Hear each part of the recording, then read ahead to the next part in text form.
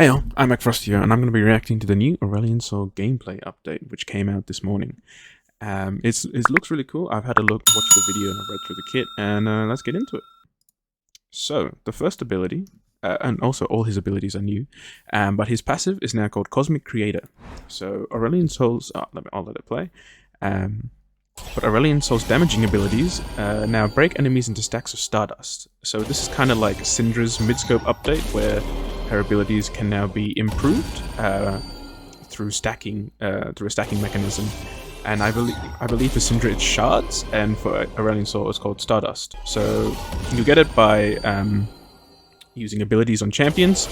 So what they're showing here in the skin spotlight, which I had no clue when I first watched it, is that, so this is his ult, and through gaining stacks of stardust you can see now that the radius has been increased, and the knockup also seems to be increased, which seems huge.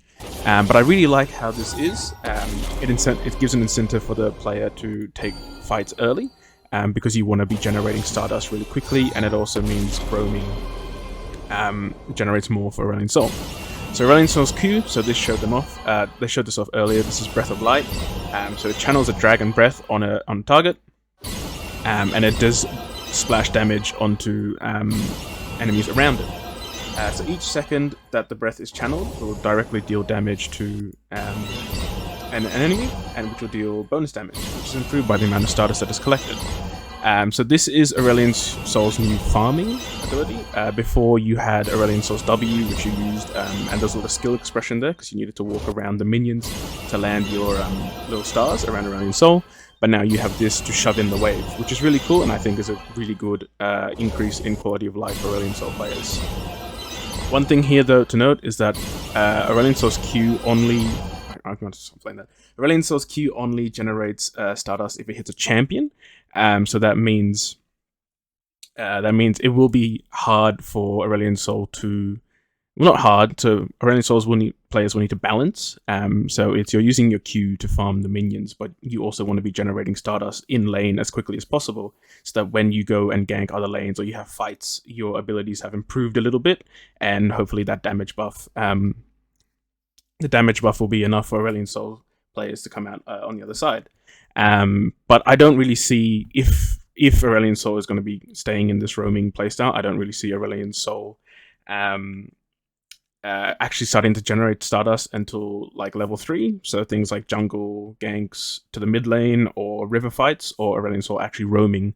I think that is when Aurelion Sol is going to start to actually be getting stardust. But no, I really like this. One thing I really like is that there's a lot of less skill expression in this. You're just using Q to channel, and you can farm waves or you can do damage. Whereas on Aurelion Sol at the moment, you have to, learn how to do your movement weaving and positioning, and it's a lot of skill expression, which I imagine Aurelion Sol mains enjoy. But like, if you're just a casual and you want to pick him up, you're like, oh, this is a cool star dragon, let's play him. And then you're like, oh, well, I need to learn how to weave and stuff like that. It's just a bit, it's a lot. So now I hope that this really opens Aurelion Sol up to casual players as well as, and I hope Aurelion Sol mains enjoy this as well. So Aurelion Sol's W, which I've played a little bit, it's still called Astral Flight, which is old E. Aurelion Sol flies over terrain in a targeted direction. While in this state, he can cast other abilities. Breath of Light, which is the Q, no longer has a cooldown or maximum channel duration, and deals increased damage while flying, which is a very cool thing to see. Astral Flight's remaining cooldown is reduced whenever an enemy champion dies after being recently damaged by Aurelion Sol, and Stardust increases Aurelion Sol's maximum... Stardust increases Astral Flight's maximum range. So this is a really stronger version of his old E, which I really like. Once again, it gets into that giving an incentive for players to generate Stardust as quickly as possible. With the increase to maximum range, it means that the increase to maximum range means that you can get to lanes quicker. For example, so if at base you need to walk to red buff and then you can use your E to get to, let's say, bot lane, now if it's an increased range, you don't need to get to the red buff to get there. You can say you can get to the Wraith camp, and then you can begin your W. So it's a very strong buff. The Q buff while casting W is also very strong, as it means you can easily stack Stardust and you can deal damage more during these ganks, which is a really cool thing to see. And it's and I'm glad to see that they've kept something from the old kit. So the E, this is a brand new ability, and I think this is how, well, not how, but I think this is keeping with the thematic of his Q. So it is called Singularity. Aurelion Sol summons a black hole, damaging enemies and slowly pulling them to the center.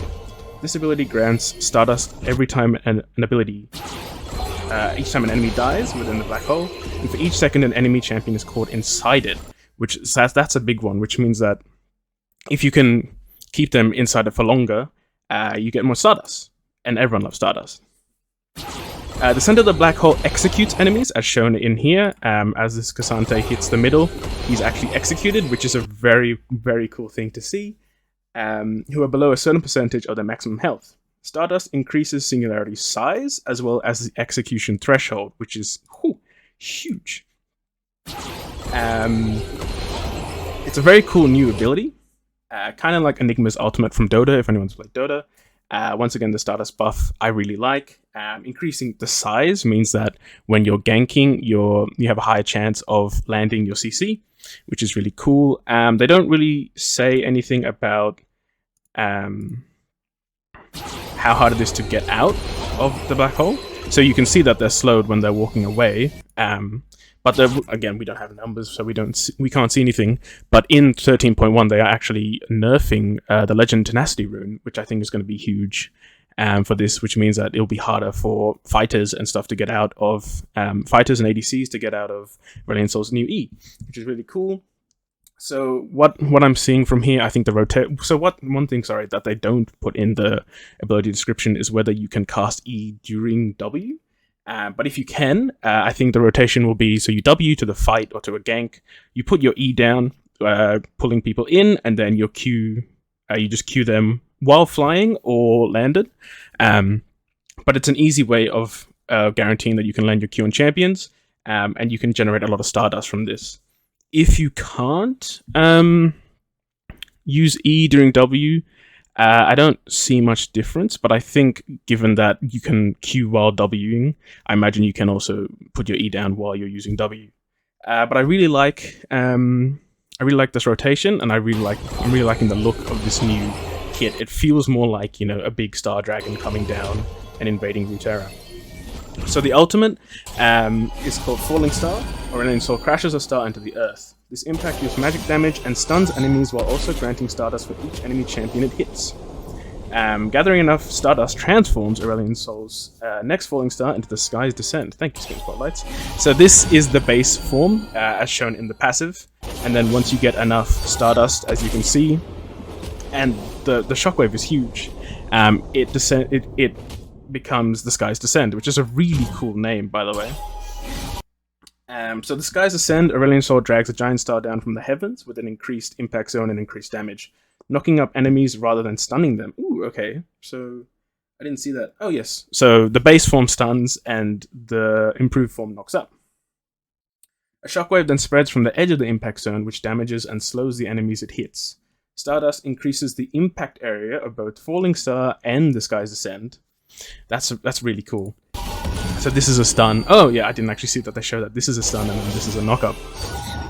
But that's really cool. Yeah, I know. I really like the theme of this. It doesn't show if this actually damages the Udyr. I think that's one thing that I just want to point out. So it shows how big the range is. But as you can see, we don't know if this Udyr is actually taking damage.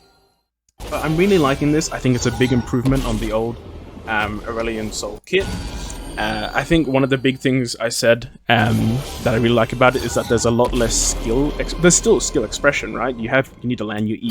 You need to learn how to use Q while flying through the air, and how to generate Stardust as quickly as possible.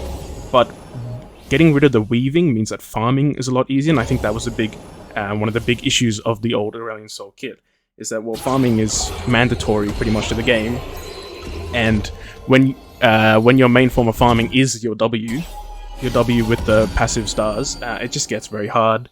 So I'm really glad with these changes. I think they're really good changes, and once again, they fit the vibe really well. One thing I also want to note is that because when you increase the radius of E, it means that you're more guaranteed. You have a high chance of hitting the alt knockup, with the what is it? The Skies Descend.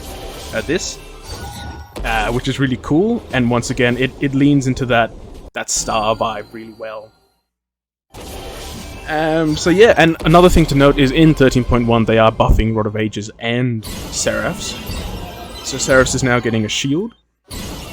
So it's when you hit, I think, 30% or less HP, you gain a shield that's equal to 250 plus percentage of your mana, which is huge.